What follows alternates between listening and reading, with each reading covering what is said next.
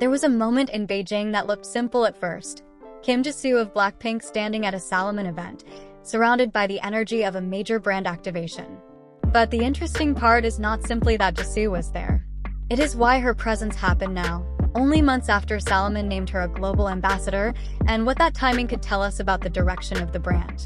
Because when you connect the announcement in May with what happened in Beijing on August 10th, the story starts to look much bigger than a celebrity appearance. JISOO officially joined Salomon as a global ambassador on May 28, 2026.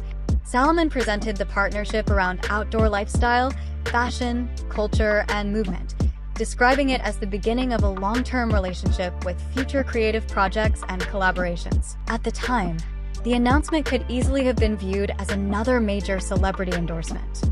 But then came Beijing. On August 10th, JISOO appeared at a Salomon event in Beijing, where footage from the ribbon-cutting ceremony began circulating online. In the video, she greeted the crowd and thanked people for coming. And suddenly, the partnership moved from campaign imagery on a screen to something much more tangible. JISOO was physically representing Salomon in one of Asia's most important cultural and commercial markets. That distinction matters. A campaign photograph can create awareness. A real-world activation creates an opportunity for people to experience the brand, the ambassador, and the community around them at the same time. And that is why I think the Beijing appearance deserves more attention than simply calling it another celebrity event. To understand it, we have to go back to Salomon itself. For decades, Salomon built its reputation through outdoor performance, technical innovation, trail running, skiing, and mountain sports. But the brand has increasingly moved into a much broader cultural space. Its footwear has become visible far beyond traditional outdoor environments, while sports style has helped connect Salomon with fashion, streetwear, and everyday consumers. That evolution makes JISOO an interesting choice. JISOO is not primarily known as a professional athlete. Her influence comes from music, entertainment, fashion, and global pop culture. So Salomon is not simply using her to communicate technical performance. The partnership creates a bridge between the company's outdoor heritage and audiences who may encounter Salomon through fashion and culture first. Industry coverage has also highlighted this direction. The Clothat described the appointment as part of Salomon's movement toward the intersection of sport, fashion, and culture, while noting the brand's interest in expanding its lifestyle presence. Sneaker News similarly described the partnership as part of Salomon's broader cultural push beyond its traditional trail identity. And here is where the Beijing moment becomes especially interesting. If Salomon simply wanted visibility, the original campaign could have done that. JISOO's image already carries enormous international recognition, but bringing her into a physical event creates another layer of engagement. Fans can see her interacting with the brand in a real environment, while consumers can connect the person they recognize with products they may not previously have considered part of their lifestyle.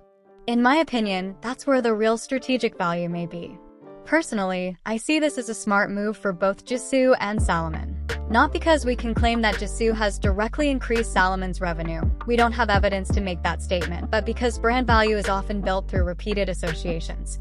Not because we can claim that JISOO has directly increased Salomon's revenue. We don't have evidence to make that statement, but because brand value is often built through repeated associations. When a recognizable personality consistently appears alongside a company, the consumer begins to connect that personality's cultural identity with the brand itself. And there is another detail that makes the timeline even more interesting. Salomon did not describe JISOO's appointment as a one-off campaign.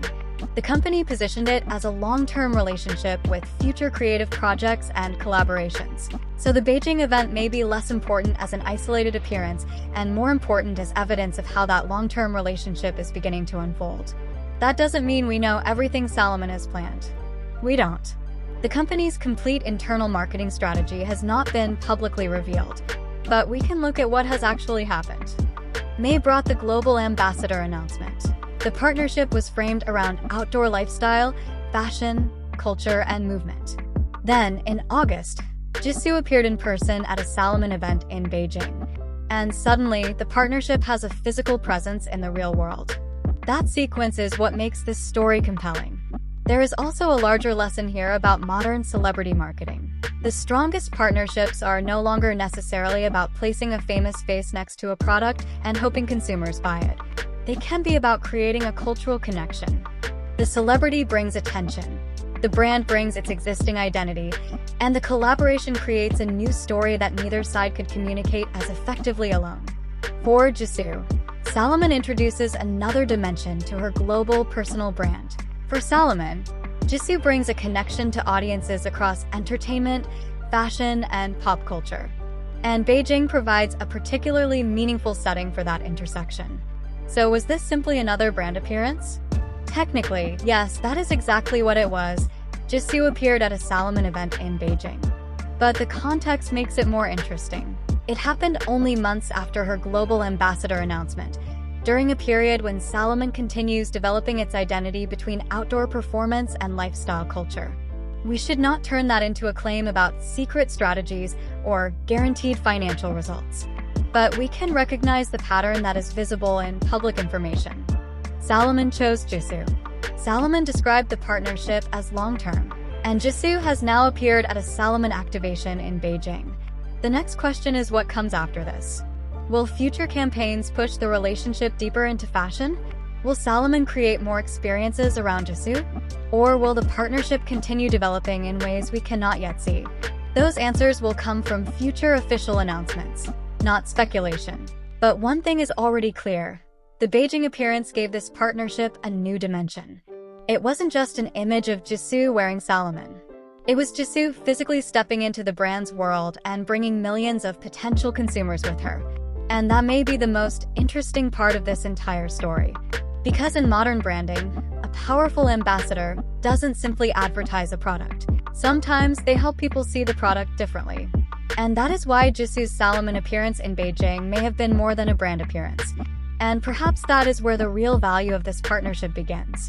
JISOO doesn't have to change Salomon's identity for the collaboration to matter.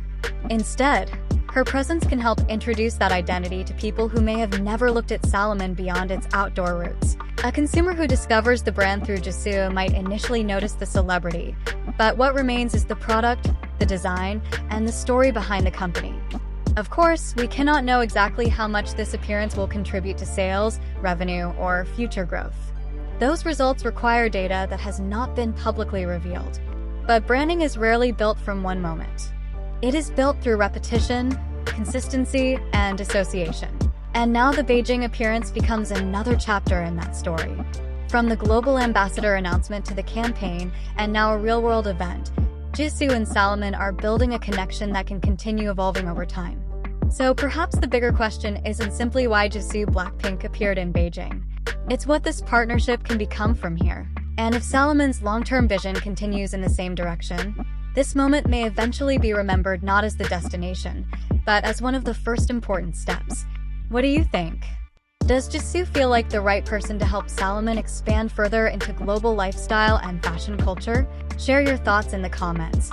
And if you enjoyed this deeper look at the business and cultural side of JISOO's latest moment, like the video and subscribe for more deep dives into the stories shaping global entertainment and business.